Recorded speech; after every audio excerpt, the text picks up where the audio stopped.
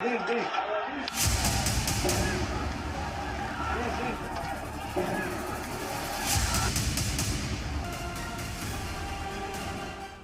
के नूह में हुए फसाद को 8 दिन बीत गए हैं। फसाद को रोकने में नाकाम रही खट्टर हुकूमत डैमेज कंट्रोल करने में जुटी हुई है, जिसके लिए कसूरवारों पर बुलडोजर एक्शन जारी था, जिसे पंजाब हरियाणा हाई कोर्ट ने खुद नोटिस लेते हुए रोक लगा दी है। नूह में पिछले 4 दिन से तोड़फोड़ की कार्रवाई चल रही थी। इस दौरान 753 से ज्यादा घर, दुकान, शोरूम, झुग्गियां और होटल गिराए जा चुके हैं। इंतजामिया के मुताबिक इनमें रहने वाले 31 जुलाई के फसाद में शामिल थे। हरियाणा हुकूमत की इसी डेमोलिशन ड्राइव के खिलाफ 3 वकील हाईकोर्ट गए थे, जिसके बाद पंजाब हरियाणा हाईकोर्ट ने बुलडोजर एक्शन पर रोक लगा दी। हाईकोर्ट का हुक्म आते ही डिप्टी कमिश्नर धीरेन्द्र खरगटा ने बुलडोजर कार्रवाई पर रोक लगा दी। नूह में जिस तरह पूरी प्लानिंग के तहत फसाद भड़काया गया, अब उसी तरह पूरी प्लानिंग के तहत इंतजामिया की तरफ से कार्रवाई भी की जा रही है। पुलिस की टीमें कसूरवारों को गिरफ्तार कर जेल भेज रही हैं।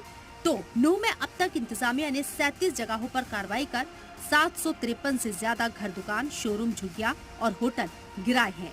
इन सब के बीच पुलिस जांच में एक नया खुलासा हुआ है, जिसके तार पाकिस्तान से जुड़ने की खबरें हैं।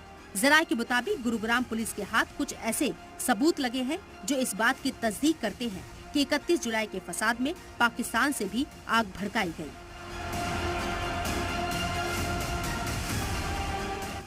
अब तक की जांच में गुरुग्राम पुलिस को अहम सबूत मिले हैं। ये सभी सबूत सोशल मीडिया की जांच के दौरान पुलिस के हाथ लगे हैं। सबूतों की जांच में गुरुग्राम पुलिस की अलग अलग टीमें लगी हैं। खास तौर पर साइबर सेल निगरानी रख रहा है। जानकारी के मुताबिक पुलिस ने 200 से ज्यादा मुतनाज़ा पोस्ट पर कार्रवाई की है, जो नूह से जुड़े हुए थे। इसके अलावा 4 सोशल मीडिया अकाउंट ब्लॉक कराए गए हैं, जिनमें 2 फेसबुक और 2 ट्विटर अकाउंट हैं। 16 सोशल मीडिया अकाउंट को ब्लॉक करने की अपील भी गुरुग्राम पुलिस ने की है। बताया जा रहा है कि नूह फसाद से पहले और बाद में जो मुतनाज़ा पोस्ट किए गए, वो सब पुलिस की रडार पर है। गुरुग्राम पुलिस को मियो आर्मी फेसबुक पेज के खिलाफ पुख्ता सबूत मिले हैं। इस फेसबुक पेज से ही कई भड़काऊ पोस्ट की गई थी। इतना ही नहीं, पुलिस कुछ यूट्यूब चैनल पर भी पैनी नजर बनाए हुए है। सोशल मीडिया प्लेटफॉर्म की जांच के लिए अलग से SIT भी बनाई गई है। बताया जा रहा है कि कुछ ऐसे वीडियो पुलिस के हाथ लगे हैं जो पाकिस्तान से अपलोड किए गए हैं। पाकिस्तान से पोस्ट किए गए भड़काऊ वीडियोस की जांच जारी है। वहीं दूसरी तरफ इस फसाद में पुलिस जांच में एक और बड़ा खुलासा हुआ है। इसके बारे में हम आपको बताने जा रही हैं। दरअसल फसाद के पीछे बदला लेने का इरादा भी था।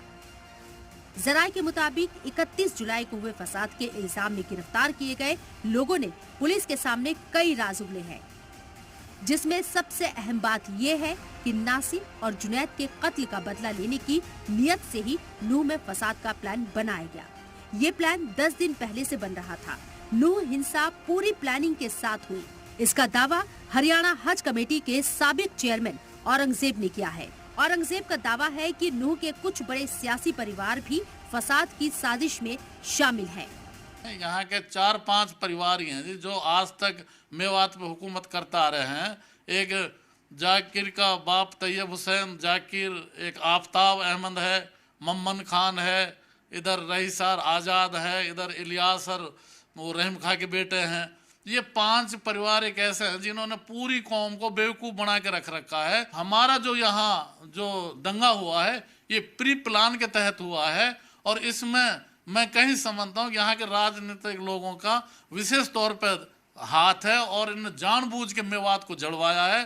दावा किया जा रहा है कि LIU ने पहले ही फसाद को लेकर अलर्ट कर दिया था। बड़े अफसरों को भी जानकारी दे दी गई थी। इसके बाद भी आखिर कार्रवाई क्यों नहीं की गई?